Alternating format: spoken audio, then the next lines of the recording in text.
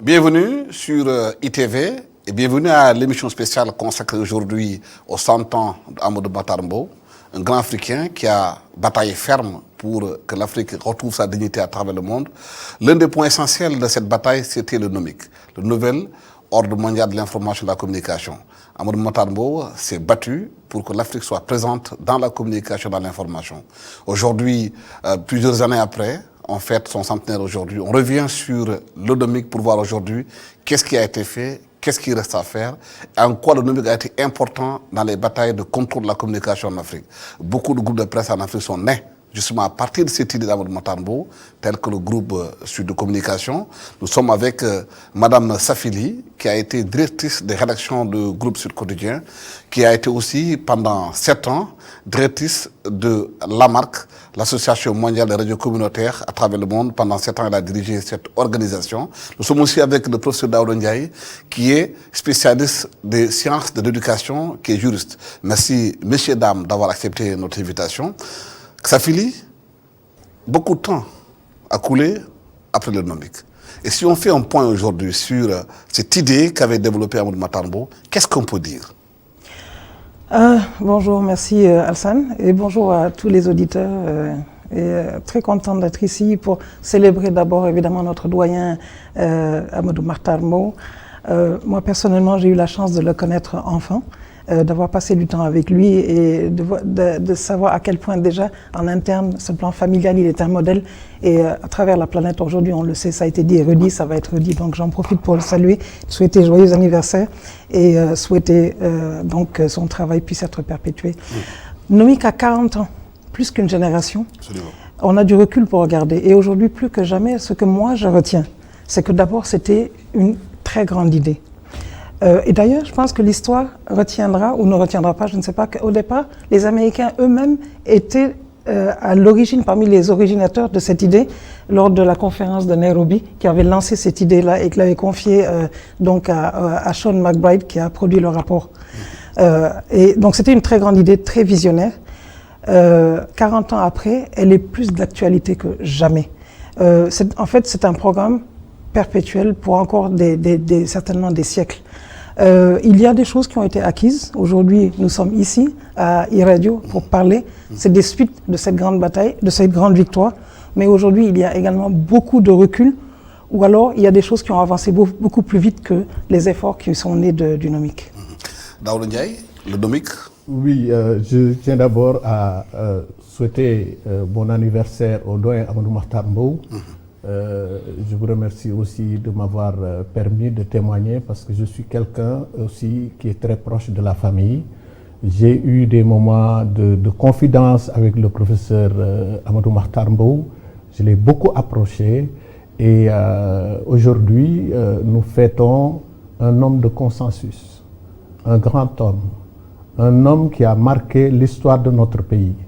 Le NOMIC est né dans une période très difficile de guerre froide, de confrontation entre le bloc de l'Ouest et donc le bloc de l'Est. Et quand le NOMIC a été lancé, il s'est agi de travailler sur un équilibre de l'information, la circulation de l'information, un équilibre de l'information. Amadou Mahtar Mbow est un homme juste, c'est un homme qui est beaucoup imprégné des valeurs d'équité. Et quand on voit l'histoire de l'UNESCO, c'est un pays, une voix.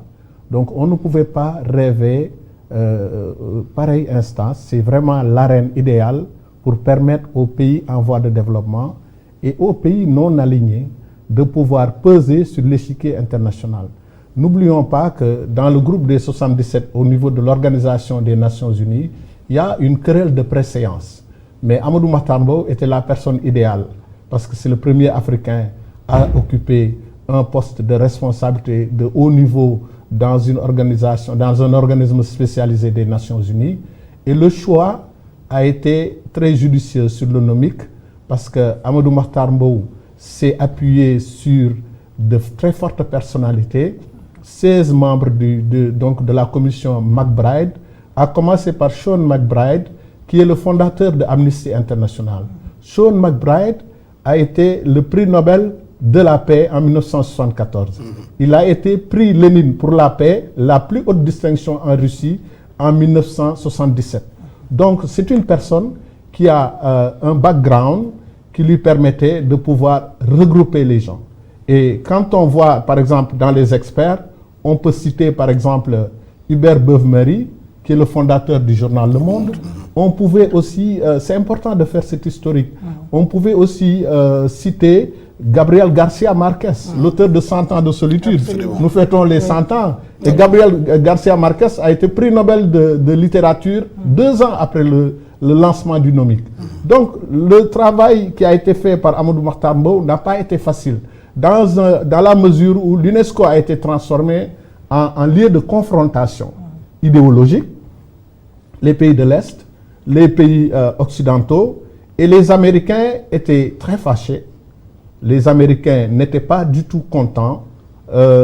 Donc, ce qui a valu d'ailleurs, les États-Unis se sont retirés de l'UNESCO quelques années après, parce qu'il y a un combat idéologique qui s'est tenu dans cette enceinte. N'oublions pas que 1980, c'est Ronald Reagan qui arrive à la tête des États-Unis. N'oublions pas aussi que c'est Margaret Thatcher qui est donc la première femme de personnalité en avant au niveau de la Grande-Bretagne. Et donc, dans ce combat idéologique, nous voyons aussi les riches qui ne voulaient pas changer les règles du jeu. Parce qu'un équilibre de l'information tenu par des adversaires idéologiques tels que les pays non alignés a montré que, par exemple, c'était difficile pour le président Amadou Mahtar Mbow de faire prospérer le Nomic. Mais l'avantage qu'on a eu, c'est qu'il a eu la subtilité de faire jouer le programme international d'études sur la communication, donc le PIDC, au niveau de l'UNESCO. Et le PIDC s'est appuyé sur la Déclaration des droits de l'homme de 1948. Le PIDC, c'est sur l'acte fondateur de l'UNESCO de 1946. Le pacte de 1966 aussi sur les droits civiques et politiques. Et donc, il y avait un argument, une somme d'arguments qui pouvait permettre au doyen Amadou Mahtar Mbow de pouvoir faire passer son message. Mais le Nomic, en fait, a été contesté et controversé. Et donc, tout simplement parce que les pays occidentaux, comme les États-Unis, avaient déjà développé une technologie qui ne permettait pas aux États-Unis ou d'autres pays d'être réduits à un monde beaucoup plus juste et équitable. L'égale dignité des pays à l'accès à l'information ne pouvait pas prospérer, ne pouvait pas donner les fruits escomptés par le président Amadou Mahtar Mbow, tout simplement parce que les Américains avaient mis en avant non pas l'intérêt général, mais l'intérêt donc particulier, la recherche de profit économique. Donc il y a eu des intérêts économiques qui ont été en jeu. Et donc aujourd'hui, l'histoire donne raison à Amadou Mahtar Mbow. Absolument. Oui, ça fait par rapport à justement cette histoire bien précise qui donne raison à Amadou Mahtar Mbow. Absolument. Il a raison et il va continuer d'avoir raison pendant des siècles encore. Mais je voudrais juste insister sur le contexte géopolitique dans lequel donc, le Nomic a émergé. En fait, il y avait à ce moment-là, dans les années 70, déjà une pleine conscience par certains, y compris dans le Nord, qu'il y avait des déséquilibres économiques qui était en train de devenir insupportable et qui amenait le monde vers le mur. Et donc, c'est dans le cadre de cet effort-là qu'il y a eu des discussions et que les gens ont regardé les différents secteurs. Ils ont vu le secteur de l'information. Et donc, ils ont dit, mais l'information, il y a un problème également. Or, on sait que l'information et la communication sont un des leviers de l'économie, secteur et levier de l'économie. Et c'est à la conférence de Nairobi que, y compris les Américains qui ensuite, bien évidemment, ont retourné leur veste quand ils se sont rendus compte que finalement, ce n'était pas un jeu à leur avantage. Ils ont dit, oui, il faut faire une évaluation de l'information, la communication, l'équilibre, le journalisme, comme droits de l'homme, etc., en voyant l'information justement sous le prisme du pacte des droits civiques, plutôt que les autres considérations économiques et sociales, et en ne faisant pas le lien. Or, le développement déséquilibré de l'information, de la communication dans le Nord avait un impact économique terrible sur le reste de la planète, les pays pauvres, et particulièrement sur les modèles économiques et culturels. Juste donner un exemple très concret. Pendant des années, les jeunes ont vu des informations, des concerts, des films qui montraient des modèles de l'américain et occidentaux et de l'américain qui voulait être habillé d'une certaine manière. Pourquoi le jean s'est autant démocratisé à travers le monde? C'est parce que le jean était très américain, c'était le profil d'américain, toute une culture qui est véhiculée et qui sous-tendait ensuite le commerce de cette culture, le vêtement, le film, etc., etc. Et donc toute l'économie venait avec. Et donc quand à un moment donné, donc Sean McBride, à qui évidemment on donnait toutes les vertus d'équilibre, a finalement fait un travail très honnête et révolutionnaire, de vérité, rien n'est plus révolutionnaire que la vérité, comme on le sait, comme disent les marxistes.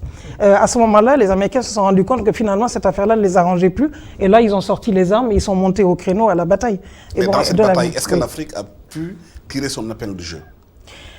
Alors, l'Afrique, comme toutes les autres parties du monde, l'Asie, l'Amérique latine, est entrée dans la bataille. Certains, en tout cas, ont conquis certains des droits, et là, bon, aujourd'hui, nous sommes devant les résultats. Il y a eu, ne serait-ce que sur le plan de l'accès à l'information, la démocratisation de l'information et de la communication, aujourd'hui, nous sommes devant des faits. Après, est-ce que la bataille se limite juste à la question du nombre? Non, certainement non. Il reste encore du travail à faire. Sur les contenus? Sur les contenus, alors, il y a eu un effort qui a été fait, mais qui a été extrêmement insuffisant parce que les moyens n'y étaient pas. C'est des questions économiques. Produire du contenu, ça coûte beaucoup plus cher que simplement acquérir la technologie. Ça coûte cher en moyens, ça coûte cher en niveau d'éducation. Et d'ailleurs, le NOMIC, le rapport McBride, il a fait le point de la question de l'accès à l'information, aux technologies de la communication, mais pas seulement ça, sur les questions linguistiques. Le déséquilibre des questions linguistiques, des questions de l'alphabétisation, de niveau, etc., etc. Et donc, c'est toutes ces questions-là qui se retrouvent dans le NOMIC. Le NOMIC, la communication, c'est autant les canaux que les contenus. Or, les contenus, c'est toute la bataille du développement et du sous-développement qui faisait que le déséquilibre était patent. Et malheureusement, pour répondre à votre question, Alsan, les pays sous-développés, l'Afrique et d'autres, malheureusement, n'ont pas donné une véritable priorité à la question de la production des contenus.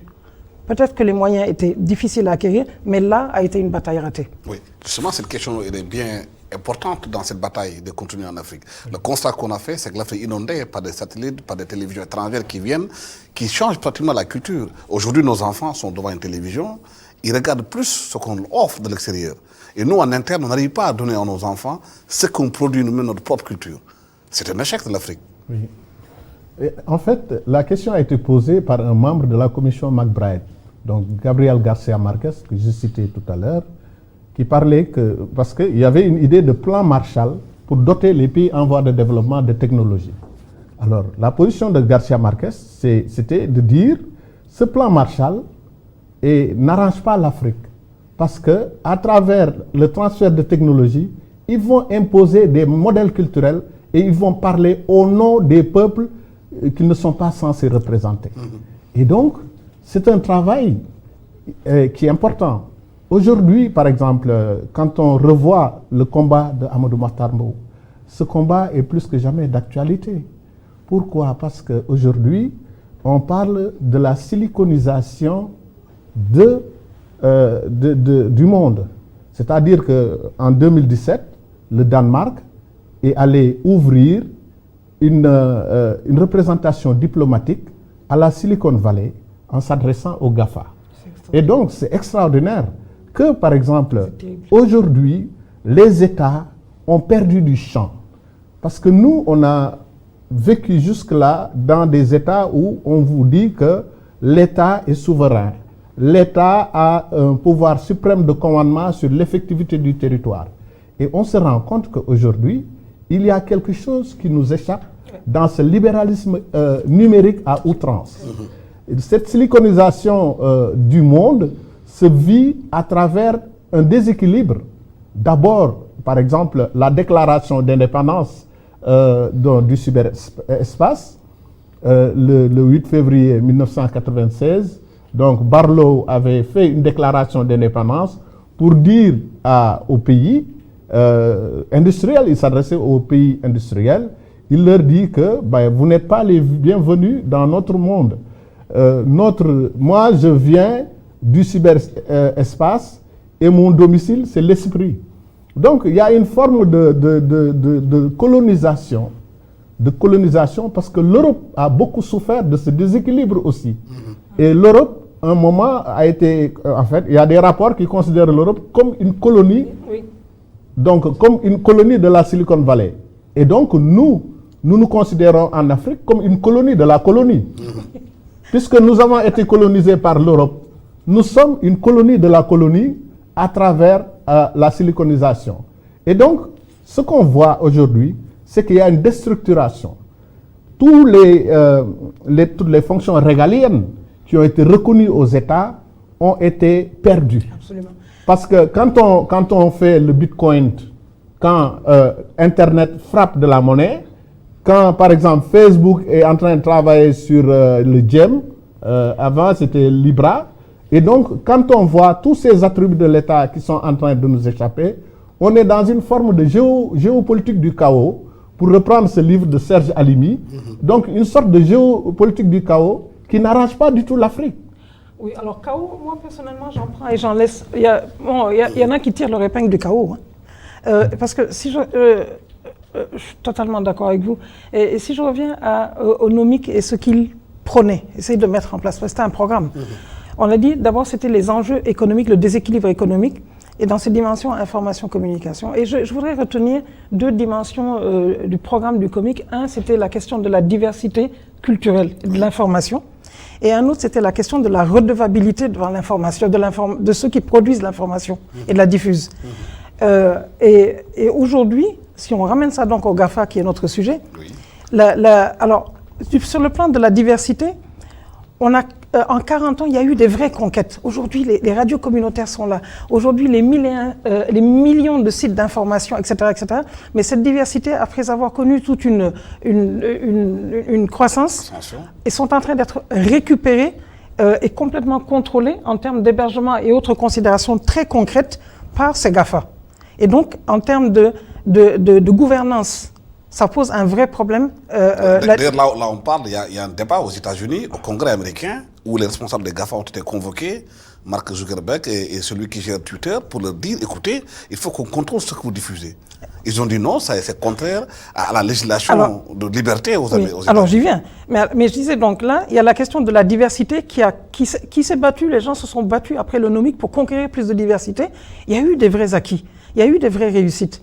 Mais aujourd'hui, c'est à nouveau totalement menacé et gravement parce qu'aujourd'hui les moyens sont tels que c'est difficile de recontrôler ça. Mais on va y arriver. Mais il y a eu également la question de la redevabilité parce que le Nomic, je pense, a quand même considéré divers aspects. Et si vous vous souvenez, dans les années 80-90, vous l'avez dit, Sud Communication est né de ça, mais beaucoup d'autres choses. Et à ce moment-là, il y avait quand même tout un discours sur les États également qui devaient balayer devant leur propre porte, les gouvernants dans nos pays, en parlant de démocratisation de la communication et de l'information dans chacun des pays. Et d'où, à l'intérieur des pays, se posait la question de la redevabilité des gouvernants et de tous ceux qui diffusaient. Il y a eu tout un travail qui a été fait. Et aujourd'hui, on en arrive à des questions d'autorégulation. Donc, il y a eu des progrès. Aujourd'hui, on retombe dans un problème de gouvernance et de redevabilité, qui est exactement ce que vous disiez, M. Ndiaye. Aujourd'hui, il y a un contrôle, vous le disiez Alassane, un contrôle de l'information par ces GAFA. Et au fond, ce que le Nomic nous a montré et que nous devons faire aujourd'hui, c'est retrouver les moyens de reconquérir, la diversité, deux, la redevabilité de ceux qui gouvernent. Et au fond, c'est pas si compliqué que ça. C'est des gros agendas, mais moi je vois deux grands axes de travail. L'un, c'est que justement ces GAFA qui sont en train de rephagocyter, comme c'était le cas il y a 40 ans, ils sont en train de rephagocyter l'information, les moyens de communication, les contenus, les modèles. Il faut diminuer la concentration, il faut la briser. et les monopoles doivent cesser. Et au fond, c'est ce que le Congrès américain est en train d'essayer de faire sur la base de lois anciennes qui est, encore une fois, dans le cadre économique. Alors donc c'est ça, donc c'est la concentration des médias à laquelle il faut s'attaquer. Et enfin, il faut renforcer les petits qui avaient émergé et qui en ce moment souffrent à essayer de survivre et à produire du contenu dans leur langue, sur les réalités, mais qui se font complètement rattraper par des problèmes économiques, par des problèmes de contrôle. Ils sont tous contrôlés par des GAFA en termes d'hébergement et autres. Donc voilà, donc au fond, on se retrouve devant le nomique à nouveau, mais avec les mêmes problèmes de concentration. L'un des rares pays d'ailleurs à faire face à cette puissance des GAFA, c'est la Chine, qui a créé sa propre application. Et l'Afrique dans tout ça, et l'Afrique dans tout ça, où est les GAFA africains? En fait, moi, ce qui je suis très d'accord avec Madame Safi quand elle dit qu'aujourd'hui, il faut se réorganiser, essayer d'endiguer donc cette superpuissance des GAFA. Donc ça, on peut le faire au niveau interne, mais ce qui parfois, le côté pessimiste pour l'Afrique, parfois, c'est qu'on est toujours content d'être sous la coupole des États-Unis ou de la Chine. Il faut que les Africains arrêtent d'être sous l'emprise d'un tel ou tel. On est mieux avec les Chinois qu'avec les Américains. Ils ne sont qu'un autre GAFA, pardon. Ouais, ils n'ont qu'à créer un autre GAFA et essayer de travailler ensemble. Parce que mais ce qui est extraordinaire dans tout ça, c'est que les Américains viennent chercher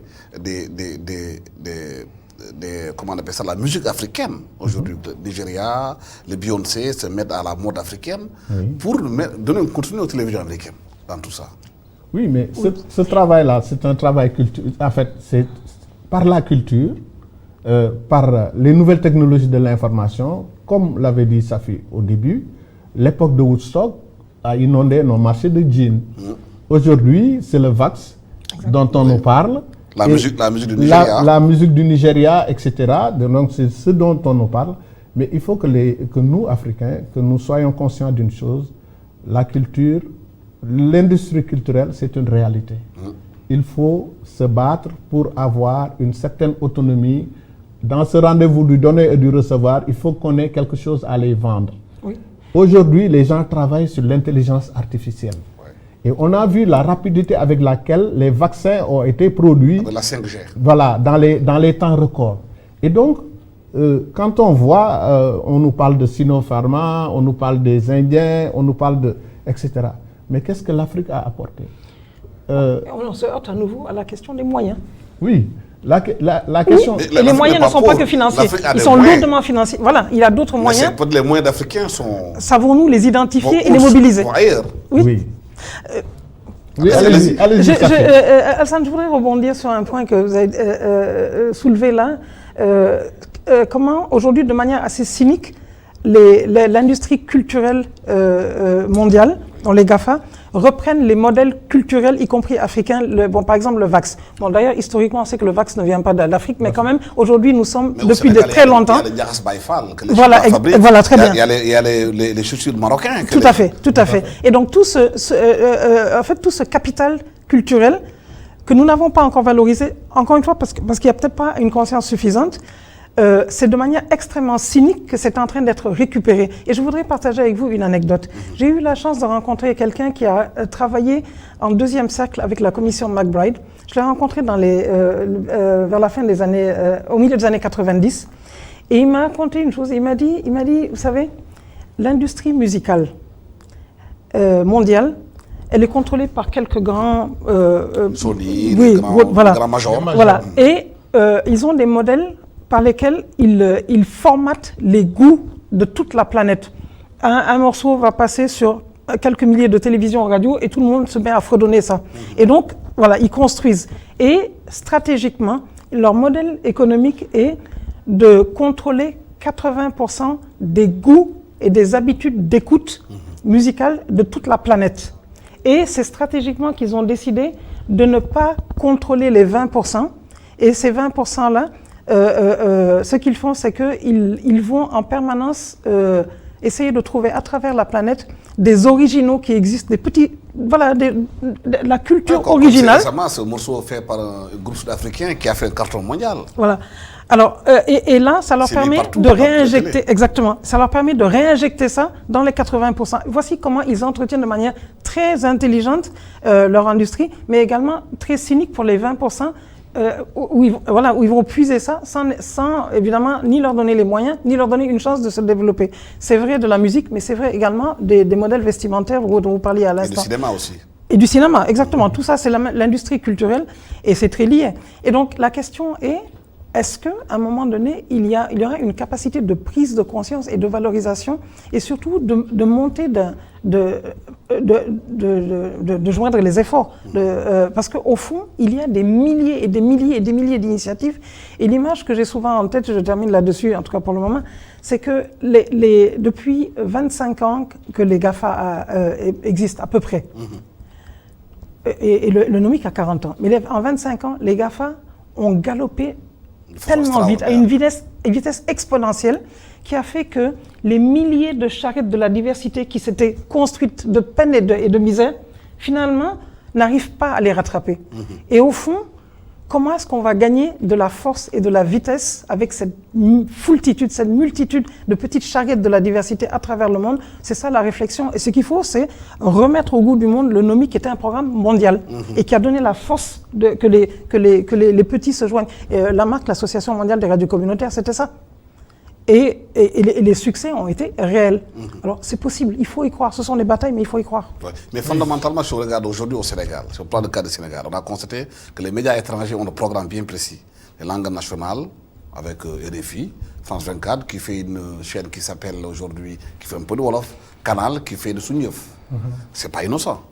Oui, ça entre dans la bataille fondamentale. Le contrôle de la communication sénégalaise. Et le constat qu'on a fait, nous, c'est depuis que le Sénégal est devenu gazier et pétrolier, on a l'impression d'une chasse à meute pour venir s'installer, accompagner les entreprises françaises pour s'asseoir sur l'économie sénégalaise. Ça, c'est les conséquences de la non-prise en charge du MONUC. Oui. Je suis souvent tenté de dire, ici, on écoutait Amadou Mahtar Mbow. En fait, le NOMIC, c'est un équilibre à la superpuissance de ce qu'on appelle aujourd'hui les GAFA. Quand il y a une ruée, ce que je pourrais appeler la ruée vers l'or africain. Aujourd'hui, par exemple, on considère le big data comme le pétrole du 21e siècle. Et donc, ce n'est pas un acte de philanthropie que des pays du Nord viennent chez nous, qu'ils utilisent nos langues, parce que nos langues ont une vitalité. Nos langues, vous parlez le Pulaar du Cameroun au Tchad. Donc, le Wolof est une langue très vitale. Et donc, tant que ce peuple-là, donc je pense qu'au moment du Nomic, on aurait pu tenir ce discours, tant qu'un peuple parle la langue du vainqueur, une part, c'est une citation que je paraphrase, une part de libre est toujours là avec toute sa vitalité. Et je pense qu'aujourd'hui, ils sont obligés de passer, parce que l'Afrique est un marché. C'est un marché, et donc l'avenir, c'est l'Afrique. Il y a un rapport du Sénat français et d'autres organisations internationales qui se sont rendus compte qu'aujourd'hui, l'avenir, c'est ici. C'est sur le continent. Et quand on vient... Est-ce que les Africains ont compris que l'avenir, c'est l'Afrique? Est-ce qu'ils ont compris comment faire pour éviter que l'avenir de l'Afrique appartienne aux autres? Non, mais le problème qui se pose, c'est qu'en Afrique, quand vous regardez dans la presse, on est très content d'avoir un grand centre de Google au Ghana, avec un Sénégalais qui s'en occupe. Et donc, ce qu'on ne comprend pas, c'est qu'aujourd'hui, on est assujetti à une forme de colonisation à laquelle on aspire. Exactement. On tient à ressembler à quelqu'un d'autre, on tient à aller dans le sillage qui nous a été tracé par les GAFA. Et donc, finalement, tout est décidé à notre place. Quand vous voyez les noms de domaine, par exemple, les noms de domaine sont gérés par une organisation privée américaine. Et donc les Européens sont même dans une posture d'aller négocier avec eux pour plus de respect des données personnelles. Quand vous avez un nom de domaine, il est géré par une organisation privée. Quand vous êtes, par exemple, aujourd'hui, vous voyez que les GAFA sont en train d'orienter nos goûts, comme l'avait dit Madame Safili, nos goûts nos orientations de lecture, tout est travaillé à partir de... Ils sont en train de travailler sur une sorte de fighting spirit.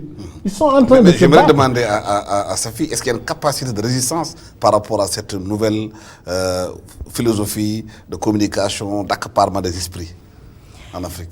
La capacité, elle existe. Comment la alors organiser? déjà, je voudrais, pour y répondre, je vais revenir sur ce que vient de dire tout de suite Daouda Ndiaye. Et moi, malheureusement, j'utilise cette expression qui me déchire le cœur, mais je l'utilise quand même. Nous sommes devenus des martyrs consentants. Nous sommes des martyrs consentants et nous sommes fiers de dire que nous travaillons pour ceci, nous travaillons pour cela. Ah, un tel, tu te rends compte, il est le représentant directeur et on le pose en modèle. Nous avons un problème. Il y a une éducation politique à refaire.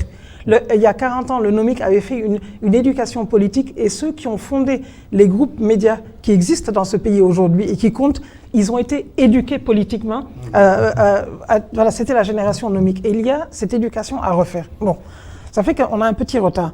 Mais oui, les moyens existent. Je dirais qu'il existe au moins 2 moyens, pourvu que la volonté soit là, la volonté politique. Premièrement, quand même, nous avons beaucoup d'intellectuels. Ceux qui ont été la génération NOMIC, Daouda Ndiaye, moi-même, vous-même, nous tous, nous savons, nous sommes encore conscients et nous avons encore, Amadou Mahtar Mbow est encore là, machallah, dans la pleine capacité encore de nous dire des choses.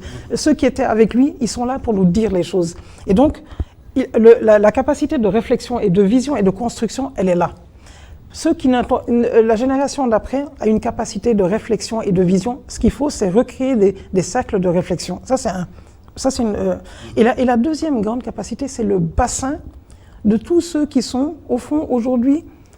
alors, c'est l'avantage de l'inconvénient. Ceux qui sont dans vraiment toutes les victimes du sous-développement et qui ne sont pas alphabétisés. À qui l'espoir du NOMIC avait promis le développement, l'accès à l'information, etc., etc. Eh bien, aujourd'hui, ceux-là sont les forces vives qui vont permettre d'organiser une résistance. Et je reviens à moi, ce qui a été le cœur de mon militantisme pendant des années, les radios communautaires, ceux qui produisent une information qui est encore libre, justement, de cette influence mondiale quotidienne. Eh bien, eux, il faut que nous voyions en eux, plutôt que de voir le directeur représentant de Google au Sénégal ou au Nigeria, de voir en eux les personnes qui sont les garants de notre avenir, les héros de notre avenir, de la bataille, des batailles à porter. Ce qu'on vient de dire à l'instant de RFI, alors RFI qui fait du poulard et d'autres, bon, j'avoue que ça me fait sourire et ça me laisse un sentiment extrêmement mitigé. Voilà, pour dire le moins, parce que ça revient au modèle dont parlait ce monsieur, c'est le fameux 20% pour alimenter les 80%. Voilà, c'est ce qui reste encore, nos forces vives, la langue que nos communautés, nos villages préservent. On va puiser là-dedans. RFI va le prendre et il va diffuser, faire quelque chose de plus puissant avec parce qu'ils ont les moyens. Absolument. Alors que ceux qui parlent la langue, qui la préservent, de peine et de misère, rien. Et mieux, il existe des entités, des organisations ici au Sénégal qui se battent depuis des années pour faire ce travail-là. Vous connaissez certainement ARED. Bien sûr. ARED. Mais on ne les écoute pas. On n'a pas écouté, on n'a pas de moyens. On ne les écoute pas, on ne leur donne pas les moyens, on ne leur donne ni les moyens politiques, ni les moyens financiers. Les moyens financiers, ils les ont, qui leur viennent de l'étranger. ARED est soutenu par qui?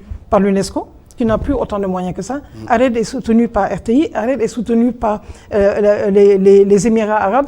Mais ça a des limites parce que la volonté politique chez nous n'y est pas. Et donc, ça fait que finalement, c'est la puissance de RFI qui fait partie du bras armé de la politique étrangère de la France, qui vont récupérer ça. Encore une fois, c'est venir puiser dans le 20% de production originale, de réalité sociologique intacte pour aller alimenter le 80% de leur économie mondiale. Mais face à ça, que doit-on faire ici en Afrique? Nous sommes en train de nous préparer à la ZECLA, à un grand marché africain. Il faudrait qu'on commence à penser aussi que dans ce marché aussi, il y a une bataille culturelle qu'il faut mener, qu'il faut préparer avec des alliances qui vont au-delà de nos appartenances linguistiques, parce que malheureusement l'Afrique est très fière parfois de cette citoyenneté d'empire, de francophone, lusophone, etc. Il faut qu'on essaie de dépasser ces barrières linguistiques parce que quand vous êtes au Niger, vous êtes francophone et quand vous passez au Nigeria, vous parlez Hausa dans les deux pays. Absolument. Et donc, il faut être conscient de ces aires géolinguistiques à partir du Swahili. Il y a des millions d'Africains avec lesquels vous pouvez travailler pour voir dans quelle mesure on pourrait mettre en commun nos forces et peser sur l'échiquier mondial. Parce qu'aujourd'hui, si on ne pèse pas, on va être réduit à de simples consommateurs. Et donc, est-ce que ça va être facile dans un monde qui est frappé par la pandémie, qui a réduit pratiquement beaucoup d'économies solides pratiquement qui sont dans la rue et qui sont obligés aujourd'hui de s'accaparer des biens de l'Afrique pour s'en sortir? Il y a des puissances qui sont devenues aujourd'hui des puissances qui étaient 5e puissance mondiale, une puissance africaine aujourd'hui. Oui. Et le rapport du Sénat français est clair. L'Afrique, c'est notre avenir. Donc allons piller l'Afrique. Oui. Avec la pandémie qui a encore augmenté le désarroi dans les pays du Nord. Oui. Mais en fait, ce qu'il faut bien voir, c'est qu'aujourd'hui, il y a une interdépendance des territoires. L'affaire est partie de Wuhan, en Chine, et donc ça fait tache d'huile jusque-là. Ce qu'on doit faire, nous, en Afrique, c'est de nous réorganiser, parce qu'il y a une nouvelle donne. En fait, ces géants aux pieds d'argile, on les a vus chanceler avec un ennemi sans uniforme, donc un virus qui se promène un peu partout. Et donc, dans l'hostilité du milieu, dans les difficultés, je suis convaincu, si le Japon n'a pas été bombardé à Hiroshima et Nagasaki, peut-être qu'il n'aurait pas eu cette impulsion, cet instinct de survie d'aller un dépassement de soi. En se basant sur sa culture. Oui, l'hostilité du milieu, c'est la théorie de Arnold Toynbee en sciences politiques. L'hostilité du milieu est un stimuli pour la civilisation. Au moment où on n'avait plus de possibilité d'aller trouver des masques, nos tailleurs se sont réunis pour nous faire des masques. Nous devons arrêter d'aller importer des clous de Chine, des tonnes de clous de Chine, pendant que nous avons du fer au Sénégal oriental. Et donc, je pense qu'il y a quelque chose, il y a un regain d'intérêt à se mettre ensemble, à réfléchir Afrique. Mais est-ce que cette leçon, Safi, elle est comprise par les dirigeants africains? Qu'il faut se réorienter, se réorganiser par rapport aux nouvelles ambitions occidentales? Moi, je dirais très insuffisamment et certainement pas du tout sur le plan des enjeux de la culture et de l'information. Il y a cette espèce d'angle mort, de cécité sur ce que représente le marché, malheureusement, de l'information et de la communication sur une autre planète, dans un autre monde idéal. L'information, la communication ne devrait pas être objet de commerce. Mais le monde est ainsi fait. C'est devenu objet de commerce et aujourd'hui, nous sommes même dans la société de l'information. C'est même l'information qui a le plus de valeur. Il y a voilà, définitivement, nos gouvernants ne donnent pas assez de points, ils ne se penchent pas assez dessus, on l'entend sur les discours, c'est très peu présent. Monsieur Ndiaye l'a dit tout de suite, Daoud Ndiaye, la ZLECA nous donne une opportunité. Il faudrait que ce soit mis à l'ordre du jour. Tant que ce n'est pas mis à l'ordre du jour, de la même manière que le NOMIC a été un ordre du jour, il faut comprendre l'importance de l'ordre du jour.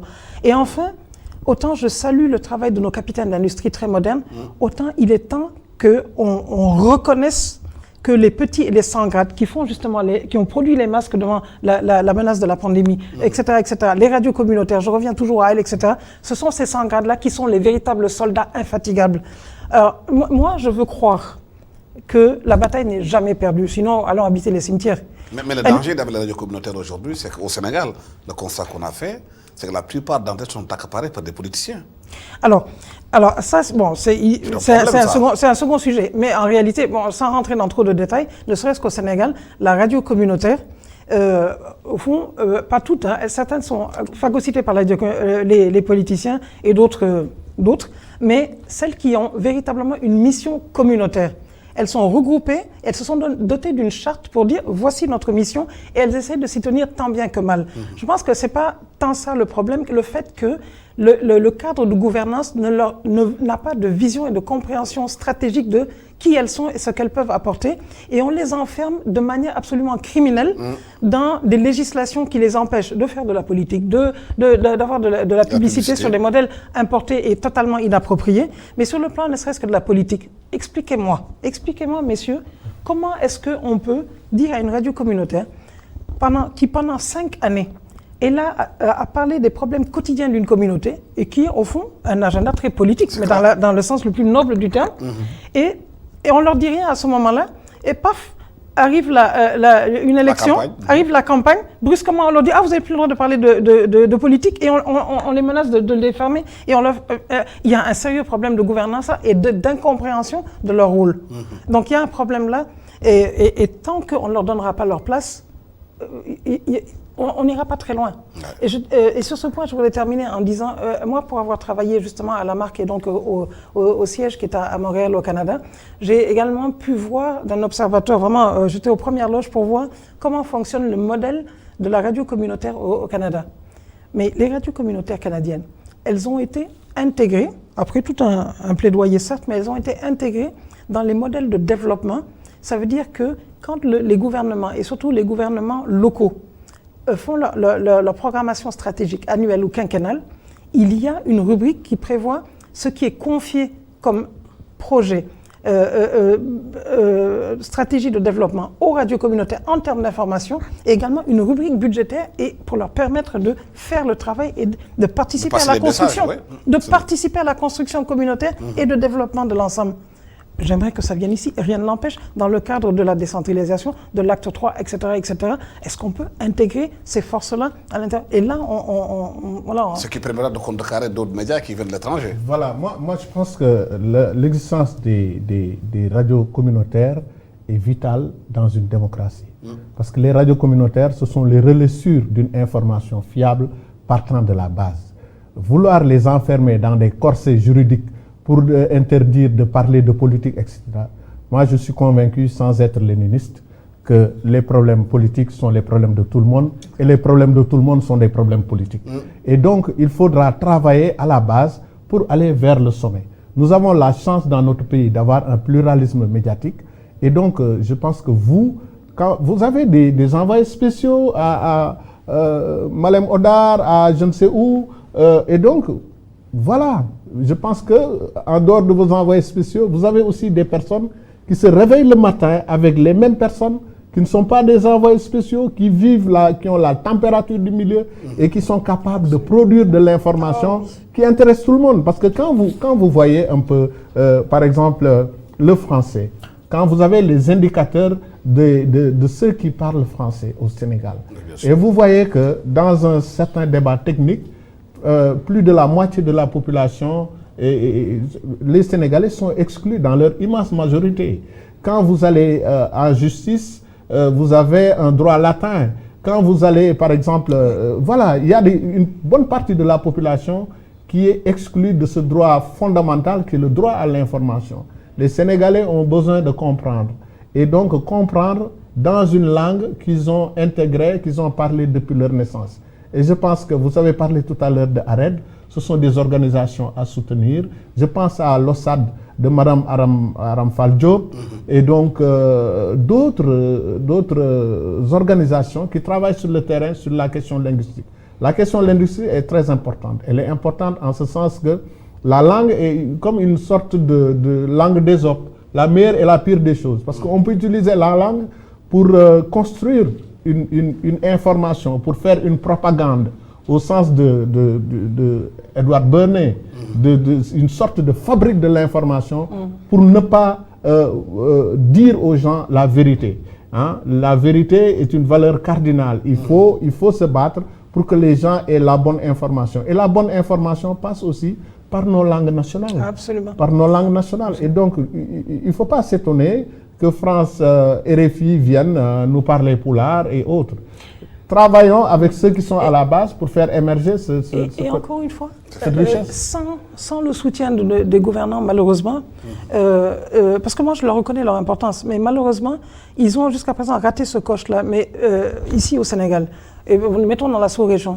Dans les années 90, on a vu, avec justement la suite du Nomic, on a vu l'émergence des radios indépendantes. Et qui font des langues nationales. Exactement. Mais ça a été un effort des radios elles-mêmes, leurs propres initiatives, avec peu de moyens. Les radios communautaires, même chose. Et à un moment donné, est-ce qu'il va y avoir un cadre politique, une politique publique qui va mettre ensemble des initiatives, des efforts et des ressources construites par ces radios, la capacité, tout le travail sémantique qui a été fait de manière empirique.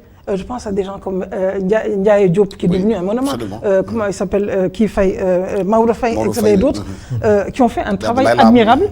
Mais à un moment donné, est-ce qu'on peut les mettre avec des organisations comme ARED, qui, elles, travaillent sur un plan plus scientifique pour aider à mieux codifier et pour le mettre en réel et faire le lien avec justement l'éducation nationale, et qu'à un moment donné, tout ça puisse lever de manière plus organisée dans la bataille du développement. Et d'ailleurs, vous savez, quand on parle des GAFA, et au fond des risques, les menaces qui nous interpellent, c'est la face sombre de la mondialisation. Bon. Et dans la face sombre de la mondialisation, il y a la perte des identités, la diversité culturelle, linguistique, botanique, toutes les diversités. Et aujourd'hui, parmi les mécanismes les moins chers, mais les plus efficaces de résistance à cette perte-là, encore une fois, il y a les communautés qui ne sont pas alphabétisées et qui ne reçoivent pas cette information des GAFA et qui donc sont un peu comme une espèce de vallée des innocents et donc sont un bassin de résistance sans grand effort. Mais encore une fois, stratégiquement, est-ce que les gouvernants peuvent mobiliser ces ressources? Ça tombe bien, on parle de langue. Ñu dem ci wolof bi. waaw ça nous permet ñu wax Nomic bi Amadou Mahtar Mbow doon wax tey dañuy feete ci Sénégal maanaam 100 ans ñu ko ñaanal yàlla may ko gudd fan am na liggéey bu mu def bu bëri ci Nomic bi bu ñu ko méngaleeg lu ñuy dund léegi ci suñu askan wi naka la ñuy mën a faram-fàccee Nomic bi.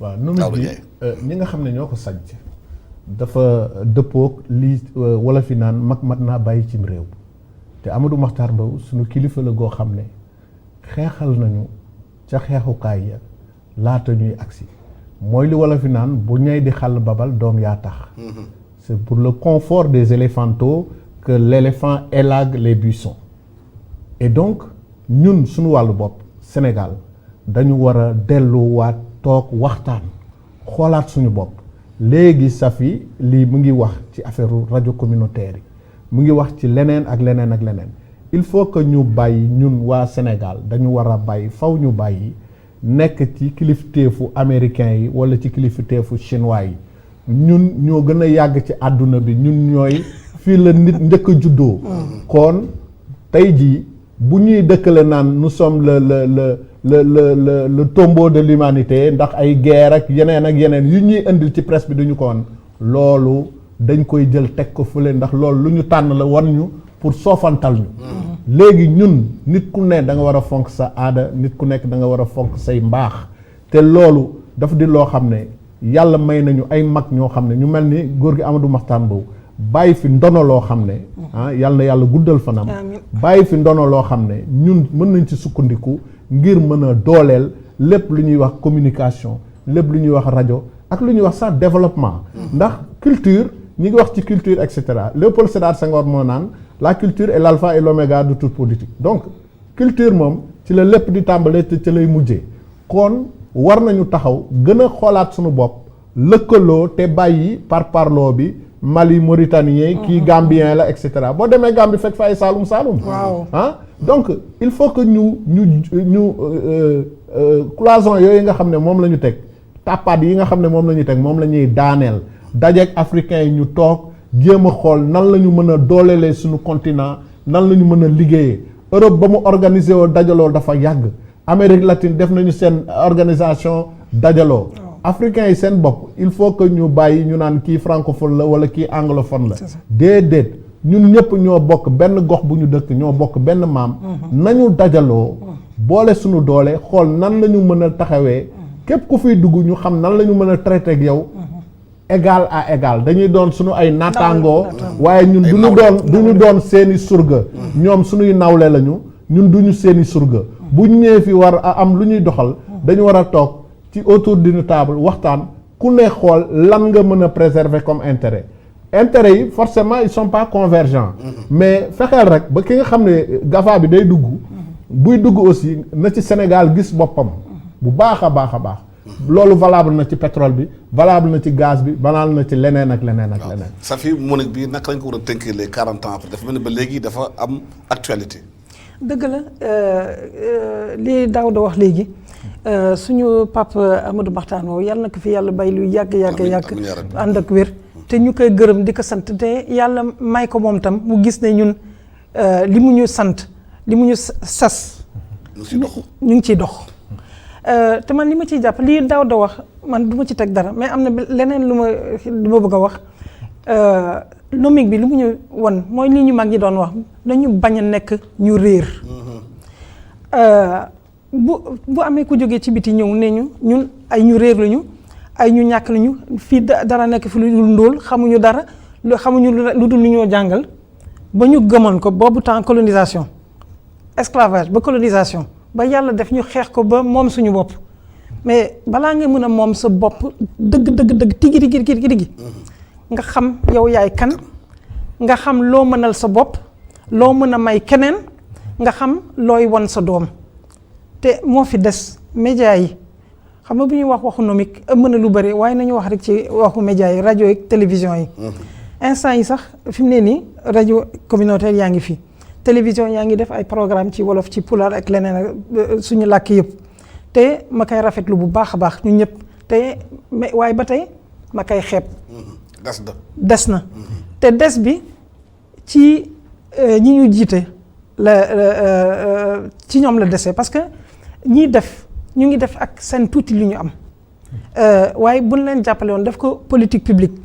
ne leen jaar leen nii ñu jàppale leen jox leen xaalis bi jàngale leen ba ngeen gën a mën dina am li muy jur dina ëpp fii te ñun ñu bañ a jàpp ne suñu bopp ay ñu réer lañu ñu bañ a réer ndaxte adduna bi dox na xam-xam dox na yokku na war nañu gën a xam gën ko mën a faram-fàcce ci suñuy làkk gën a mën a jàngal suñuy doom yi wan leen yoon bi ñu dugg ci adduna bu bees bi fekk ñu xam ñoom ñooy kan. loolu nomique bi loolu la ñu jàngal waaw. mais bu ñu demee ba gis ñi nekk bitim réew ñëw di defar suñu programme suñu kalaama bopp ñun. loolu problème la. te ñoom ñëwuñu pour lu neex suñu bët. dafa am lu ñuy wut. waaw dafa am lu ñuy wut bu ñu réeree mbir ne nit ñi ñëwuñu fi rek ngir am yërmande wala xol bu baax ak bëgg Afrique du ma ne dañoo bañ Afrique waaye ñoom seeni soxla la ñuy jaamu.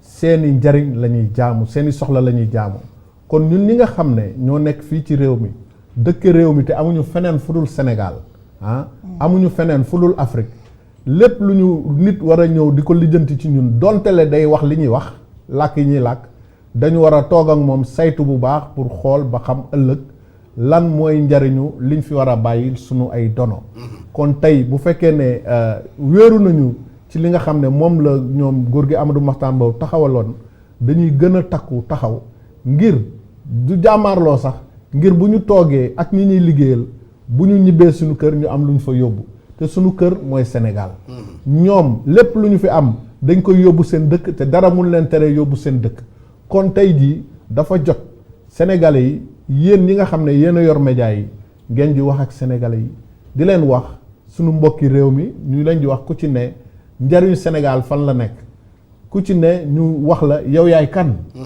ndax émission yi nga xam ne ñu ngi koy def ci wàllu cosaan am na foo xam ne aussi dañu war a raxe ñu mel ni xeetu njàngu professeur Iba Der Thiam ak borom xam-xam yeneen yi nga xam ne ñu ngi ci rajo yi di wax comme Moustapha Dieng Kuli bu Yëmbal ak ñeneen ñoo xam ne ñoom ñooy garant wu tradition yi boo bëggee xam dara tey ji ci Kajoor wala dara boo demee ci Moustapha Dieng bu Yëmbal dana ci wax lu takku du tere it nga dem seeti ji professeur Thioub mu ñëw waxtaanal la aussi li mu xam ak leneen wala nga yër ay téere Bassirou Dieng ak Liliane Kessulo liggéey nañ ci ay liggéey yoo xam ne mën nañ ci sukkandiku te nit boo xamul sa bopp comme ni ko Safi li waxee nit ki boo xamul sa bopp doo mën a dem fenn. lu la këf day yomb. lu la këf day yomb ndax ngelaw lu romb yóbbu la te mondialisation bi ak yooyu ñuy yëngal yooyu yëpp ngelaw la loo xam ne bu la fekkul nga am ay reen samp ci suuf bu baax a baax daf lay yóbbaale day dem ba nga xam ne bu ñu jëlee sa yére di ko sol am na leneen lu ñu lay toqantala la yoo xam ne mooy tax nga fàtte sa bopp te réew mi bari na fi yu ñu fi bind ñu demee ni doyen Cheikh Hamidou Kane bind nañ fi ay téere yoo xam ne ñi jàng français buñ ko tekk woon tey ci wolof wala pulaar ñu jàng ko xoolaat ko bu baax danañu def ndànk ci jaxasoo ak ñeneen ñi nga xam ne mooy nit ñu weex ñi waa tugal ak ñeneen war nañu xool suñu diggante ak ñoom am ay relation yu gën a équilibré te kii nga xam ne moom la ñuy sargal tey ci téeméeri atam yi moom xeex na loolu te nit ñi amuñu leneen lu dul bàyyil fi seeni doom loo xam ne bu ëllëgee si biir duñu sonn yemul ci kër yi rek wala ay immeuble yooyu bàyyil sa doom mais yar moo gën gànjar yar moo gën urus yar moo gën jamaa yoo xam ne dañ koy bàyyi fii ndax boo amul yar bu ñu la joxee urus wala jamaa da nga koy sànni ci àll bi kon ñun mënuñu def lu dul delloosiwaat suñu bopp Safi comme ni ñu ko waxee waxtaan dajaloo suñu biir au-delà de nos frontières sénégalais yeeg maliens yeeg mauritaniens yeeg ñëpp dajaloo du ñu naan kii CEDEAO la bokk kii Union Maghreb arabe bu ñu demee gànnaar dañuy gis ne Jëmbat Mbooj sëyoon na ak Mohamed Al Habib buuru Trarza donc rétablir ay relations diplomatiques yoo xam ne diggante yi xajamoon na kon diggante waalo ak gànnaar dara xaju fi léegi Safi waaw nañu tëj waxtaan ak yow ñaar laa ci bëgg a sànni ñaari sax dafa mel ne bokkul yoon waaye yëpp benn la benn bi rek ma may la ci gis nga li Daouda wax léegi ku nekk na nga fonk sa bopp ba jàngal sa doom loolu lay doon man yàlla def na tubaab laa jàng français ñëpp école français lu ñu dem mais bi ma amee doom maag sama borom kër dañoo toog ñu ne waa xale bi naka la ñuy def bëgg nañu mu làkk tubaab pour gën a mën a dem ci école bi waaye itam bëgg nañu mu xam boppam léegi papaam ne ma papaam de moom ma gën a dégg pulaar fuuf mu ne ma waaye maa la gën a dégg parce que yow teelu nga màggee waaye yàlla def na say waajur jàngal na la pulaar bu sell wóolu naa sa pulaar bàyyi comme yow yaa yendoog moom yow na nga koy làkk pulaar man ma koy làkk français xale bi dem na ba am 5 ans soogay xam ne man mii nga xam ne dem naa ba maîtrise mu soogay xam ne dégg naa tubaab mu ne maman kon yow dégg nga tubaab ma ne ko wax dégg naa tubaab bon mais loolu li may bëgg a wax ne il faut ku nekk nga xam ne loolu ci xeex bi la bopp ku nekk fi nga toll mun nga xeex ci xeex bi benn ngoog beneen bi maa ngi fàttaliku kii jëm si yàlla Babacar Touré ñëpp xam nañu Babacar Touré te mu bokk ci ñu sosoon groupe Sud Communication maa ngi fàttaliku kii yaakaar xaw ma 1993 la woon xaw ma 2000 maa ngi fàtte élection présidentielle yàlla def ñu ñëpp ñu tasaaroo en tant que jeune journaliste ñuy dem di couvrir kii bureau de vote yi ba 18h30 19h ñu daw si dellu si rédaction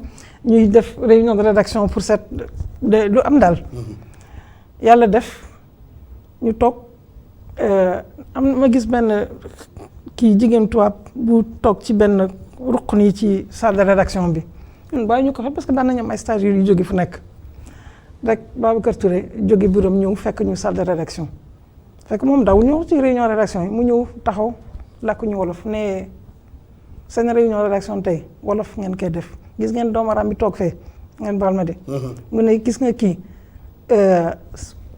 dëkkam bi mu jógee bu ñu njëkkee jot information bi tey balaa ñu koy génne ëllëg dinañu yàq suñu élection kon nañu làkk suñu làkk ñu ndax ñu mën a aar suñu élection xam nga loolu mooy ba léegi ci xam nga gànnaay la ñu wax nekk loolu bu ñu déggul woon wolof kon nuñ ko mën a def bu ñu commencé làkk def suñu réunion wolof kooku mun naa ne daal di jóg dem yoonam ñu dellu ci français parce que boobu moo ñu gënoon yomb mais loolu